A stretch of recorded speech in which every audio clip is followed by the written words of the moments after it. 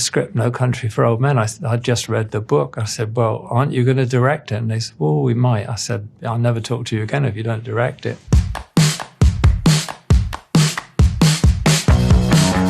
1917. Blake, let's talk about this for a minute. Why?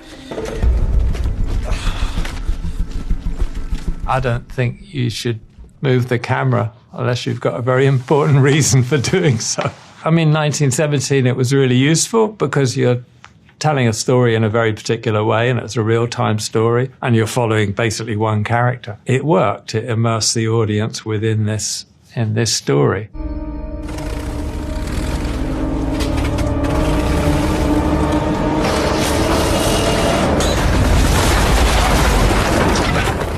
You know, we had to design basically the shot in our heads and on a diagram before the set could be built, before the trenches could be dug, because everything had to be built to the actual action, the time the action would take, the time that the dialogue would take with two guys walking at a certain speed. And we went to Harry and said, you know, we were going to do this film, so I'd really like to shoot it on the LF, but I can't do it on the studio LF. I mean, it's not as heavy as a 535, maybe, you know, film camera, but it's still kind of too heavy to run on a lightweight gimbal. So we said to Harry, well, if you can't do it, there are some other cameras that we could use. And Harry said, well, oh my, well, we thought about making one, but not for a few years.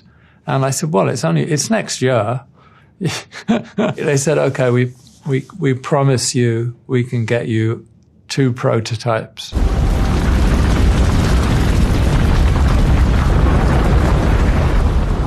It was a trick that I'd done on Jarhead, actually leaving a set of lights in shot and then just replacing those lights with a fire element. The night scenes under the oil fires, we basically shot them on stage at Universal. We had the 2 big stages with a door open in the middle and basically filled it with kind of sand dunes. And I lit that entirely with household bulbs. You get them at Home Depot. And I had them on, you know, chasing dimmers, and so they gave a sort of flicker. So when we came to do 1917 and the burning church, I thought, well, okay, I need to light 360, but this time I need to light a huge space because Schofield's journey is enormous, really, running. That's quite a long sort of old trip. And there were very specific places where the light needed to be. So I figured to make the biggest pile of lights I've ever done. I could just sort of balance each light in this huge rig and, you know, punch it out a little bit where I needed a bit more of a hot spot or soften it all down. It was really very controlled. Prisoners. Tell me, goddammit. Tell me where they are. Tell me! Tell me! Tell me!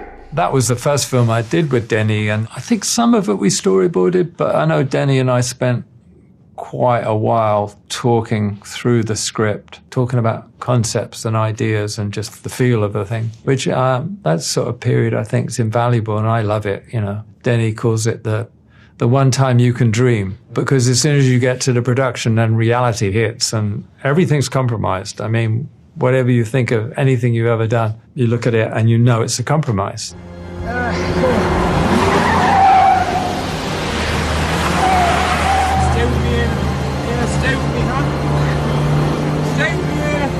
The trick was to get the rain and to get the rig on the car and to get the town where they're driving through the town and get the number of vehicles, not only stunt vehicles, but actually just local people to turn up with their cars. That was a big effort. That was the last day of shooting, in fact.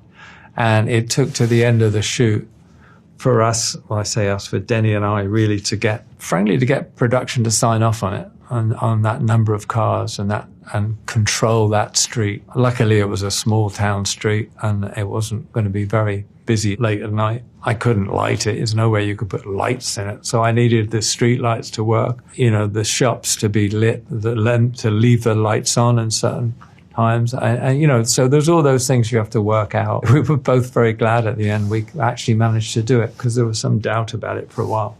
We interviewed Paul Dano a few months ago, and he was really gushing about the energy that Team Deacons had, that there was this quiet professionalism.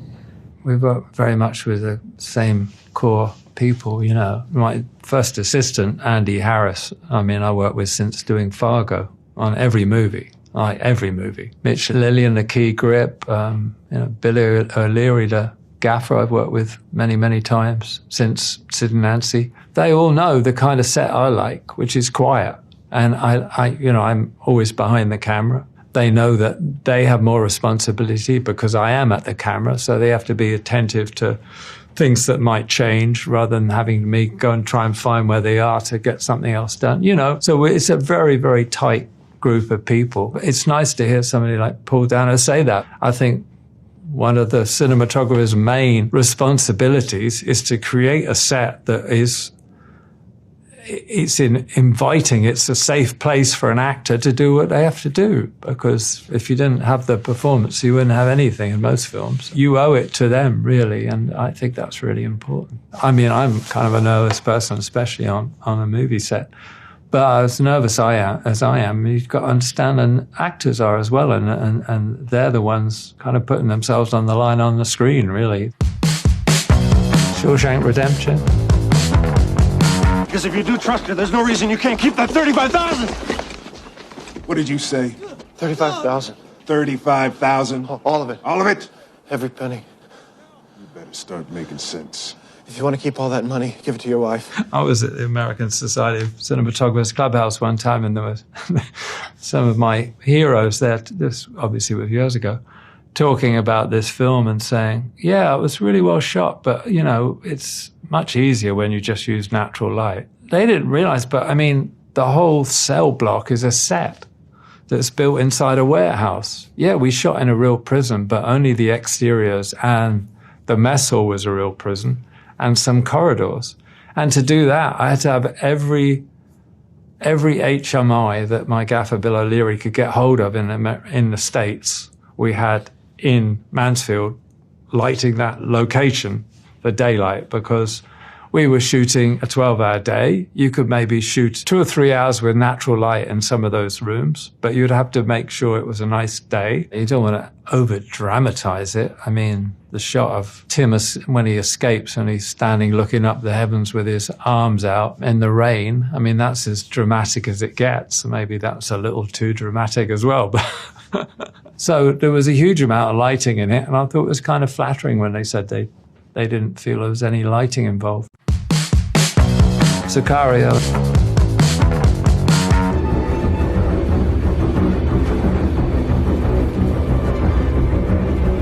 Well, that was like, okay, so it's getting dark, so how are they going to see and how are we going to see? How's the audience going to see?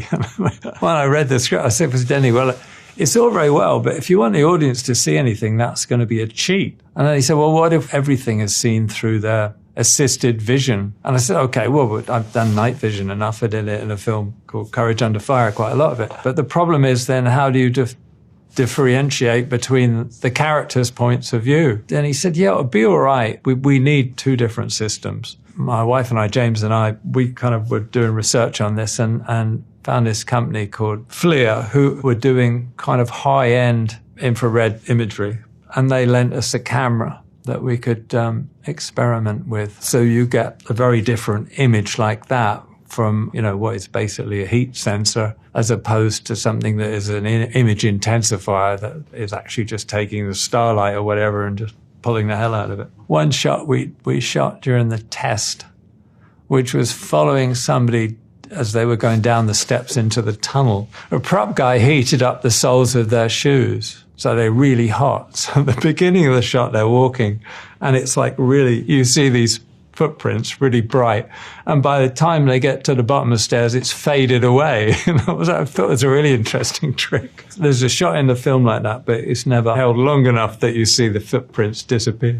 My favorite scene in the film probably is in the kitchen. It's just a simple two-hander between Emily and Benicio.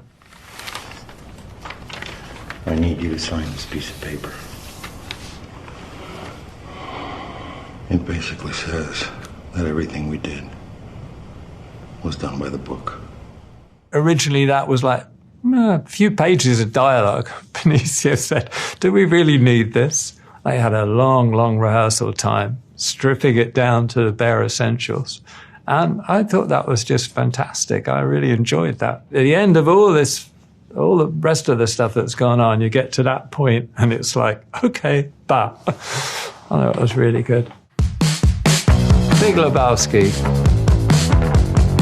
Yeah, oh yeah, what condition, my condition, my man.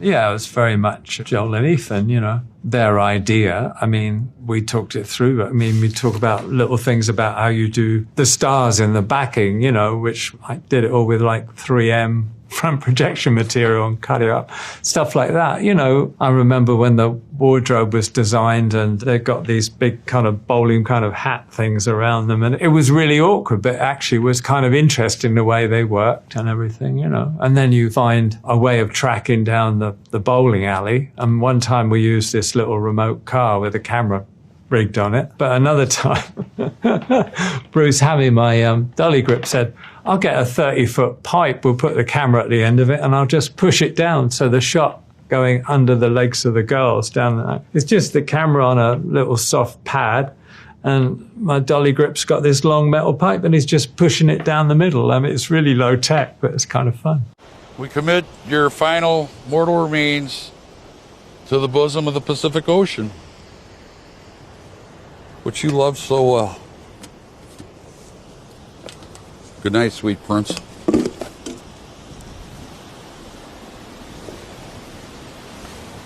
We were standing down on the hillside down in San Pedro, and and it just happened that it was so windy, they threw the ashes out of the French roast can. French roast, which is something we talked about as being kind of funny. Anyway, the ash comes out and it disappears, which is fine, but I looked around and my assistant was completely covered in them. So was I. Oh shit, dude, I'm sorry. I thought I remember things like that. It was kind of funny. I kind of love all those little challenges, yeah. No Country for Old Men. Call it. Call it, yes. For what? Just call it. Well, we need to know what we're calling it for here. You need to call it. I can't call it for you. Well, it wouldn't be fair. I didn't put nothing up. Yes, you did. You've been putting it up your whole life. You just didn't know it. The thing about Joel and Ethan, they love getting into different kind of worlds. You know, they kind of just move around in different genres, don't they? Really interesting way. But they're very prepared, you know, spend a lot of time talking about it, doing drawings, storyboarding, studying locations. You talk about the night sequence going into the river.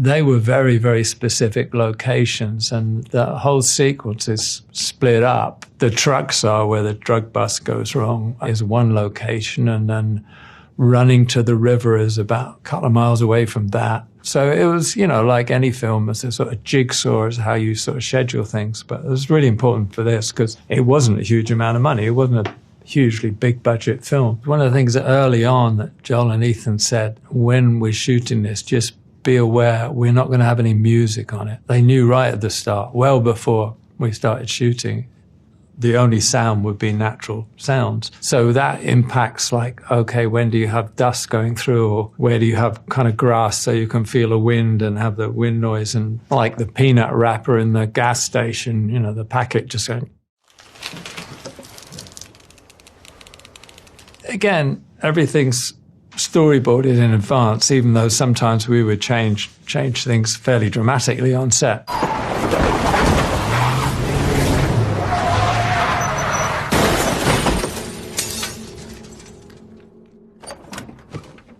My gaffer, Chris Napolitano, and I spent many nights, many days and then nights as well, going to that town and saying where we were going to put lights and how we were going to rig street lamps and which street lamps we didn't want on because it was kind of too flat with them on, and which ones would be the key sources. You know, over, I think it was 2 weeks, they cabled the rooftops and put not a lot of lights, but little lights in very specific places. We knew if we were in the truck looking out the window, those lights had to be on. And then we wanted this shop to stay open, or we wanted to put some fluorescent tubes above the shop. You know, there's still things that happen on the day and you just find, oh, well, that light doesn't work, but I could put one here and that'll be really interesting. You know, it's partly creative and trying to get in the heads of the directors, but get in the heads of the characters as well and reflect the characters and the story going on in front of you. But it's also a technical challenge. So you sort of break it down into all the aspects that you need to deal with. And there's one shot where Tommy Lee goes back to the motel room. He's standing in the doorway and his truck is outside and his shadow's playing on the wall. And it's kind of this fractured kind of shadow, and there's a mirror with another bit of fractured light. You know, usually I don't use two lights. I have two shadows. I mean, because it's not really real, but at this point it just seemed right. And that's how you try and express something that's going on with the character and within the scene. Skyfall. Who doesn't appreciate the occasional twist, Mr. Bond. James Bond. When first I heard about Sam doing a Bond movie, he called me up and he said, don't put the phone down, but I'm going to do the next James Bond. And I think I probably said something, why wouldn't I put the phone down?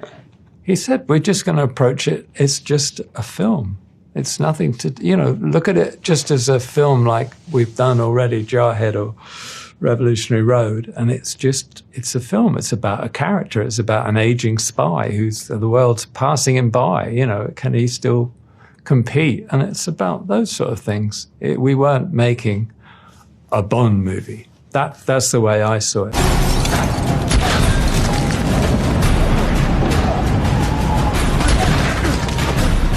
Probably most of it we shot single camera. You know, I like to operate, so I operated. Certain sequences we had 11 cameras. You do when you have big stunts in action. But for the most part, it was very controlled and very considered and like any other movie. And, you know, if it had been multiple cameras and dozens of units, I wouldn't have taken it. But Sam said, no, we'll concentrate. It's as much a character study as it is an action movie. That's what drew me in. At one point, we discussed about the attack coming off the water. You know, these guys in dinghies at night coming and the forest behind the castle going on fire. But you do that on a real location. I mean,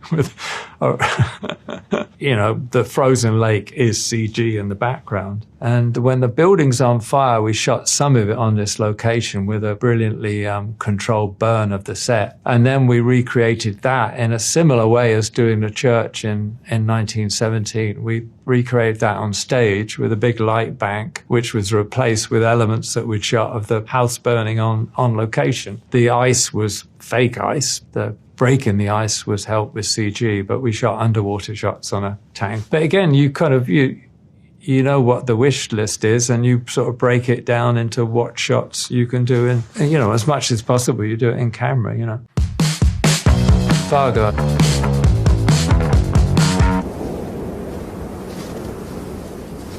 I think I'm drawn to desolation. Whether it's my still photographs of desolated English seaside or the American West. I'm not very good at shooting crowds. I like lonely people in big spaces, I guess. So Fargo is good for me. You're the owner here, Mr. Lundegaard? Nah, executive sales manager. Well, you can help me. My name's Marge Gunderson. My father-in-law, he's the owner. Uh-huh. Well, I'm a police officer from up Brainerd, investigating some malfeasance, and I was just wondering if you'd had any new vehicles stolen off the lot in the past couple of weeks. We didn't get any snow that year.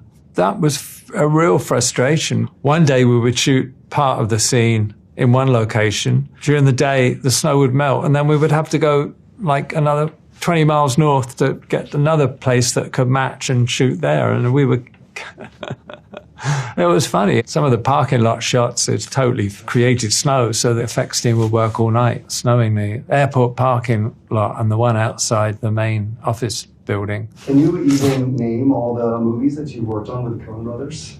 Barton Fink, Hudsucker, Fargo, Serious Man, Intolerable Cruelty, Big Lebowski. I'm losing track now. Yeah, see? No Country for Old Men. I mean, The Assassination of Jesse James by the Coward Robert Ford.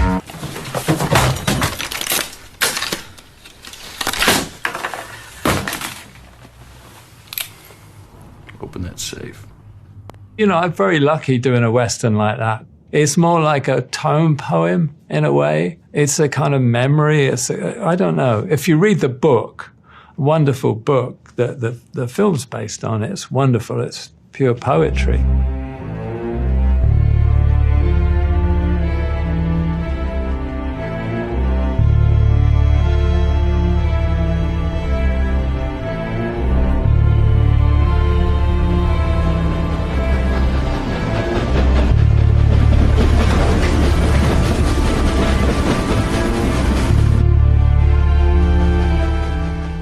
There are a few existing photographs of Jesse James, especially one at his death in the morgue or whatever. That vignette, it's an old box camera and it's vignetting. And Andrew and I talked about it a lot. And he said, I think that would be a really interesting way to come in and out of sequences and give it a slightly strange sort of distance feel. We got feedback from certain people saying, can you shoot it with a normal lens? Because we don't know about this. We don't like it. So I think we kind of pulled back a little bit. Seeing the final cut, I remember talking to Andrew and we both said, wish we'd have used it a little more because there's other places it could have built the transition between sequences. And that's what it was really about.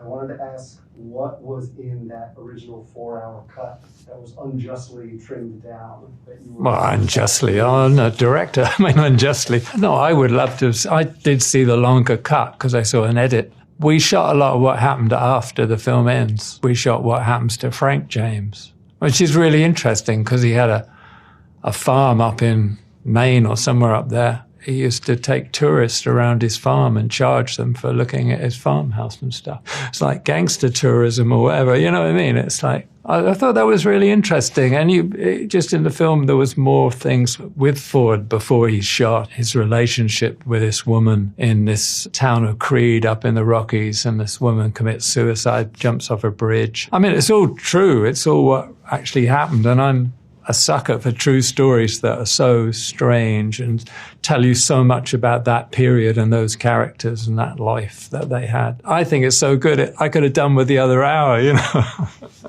And it wouldn't have made any more money or lost any more money. So why the hell, you know?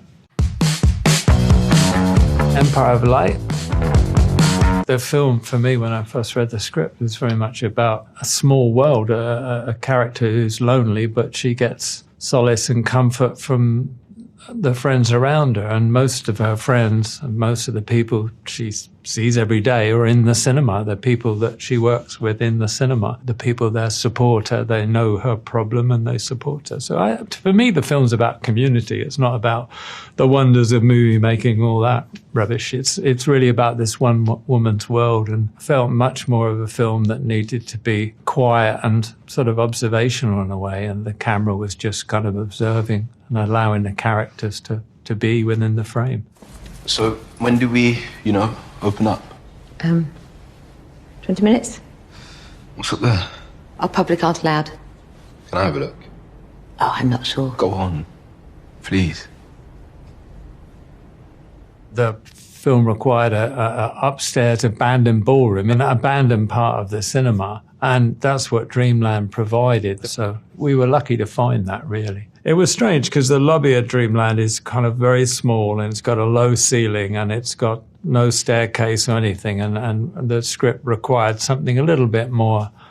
You enter this space and there it is, a lobby and a staircase and the cinema's going off. So the solution we had was actually building a set on a space facing the promenade to marry it with what would be the view out of the location. I used a lot of LEDs obviously daylight changes, and a lot of the action takes place inside and outside the lobby, but it's actually open to the environment. So I needed some way of being able to control the light level on the inside against the outside, not only in terms of intensity, but also color balance, because at the end of the day, light's getting bluer and all the rest of it. And the other reason was you build them into a set like that, and if you use it, traditional tungsten lights, they get incredibly hot. And that would have been kind of crazy, especially with us shooting in the winter, the glass doors, hot inside, cold outside. That's recipe for a lot of badness. Blade Runner 2049. Got her name?